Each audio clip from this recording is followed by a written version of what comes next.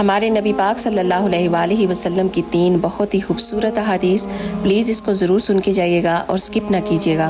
आप सल्लल्लाहु अलैहि वसल्लम ने इरशाद फरमाया कि अपनी नमाज में अपनी मौत को याद किया करो, क्योंकि जब आदमी अपनी नमाज में अपनी मौत को याद करता है ना, तो वो फिर बेहतर अंदाज में अपनी नमाज को अदा करता है। आपने इरशाद फरमाया, जब तुम नामुमकिन हालात में भी अल्लाह का दर नहीं छोड़ते ना, तो तब वो तुम्हें अपने मोजज़ात से नवाजता है, और कोई दिन ऐसा नहीं है जब मैंने रहमान को रहीम ना पाया हो।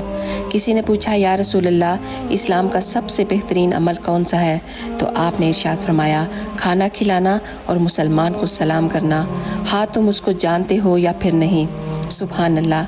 आपने इरशाद फरमाया, जो कोई मेरी हदीस को सुने और उसे वैसे ही आगे पहुंचा दे, तो उस पर क़यामत के दिन मेरी शफाअत वाजिब हो जाएगी।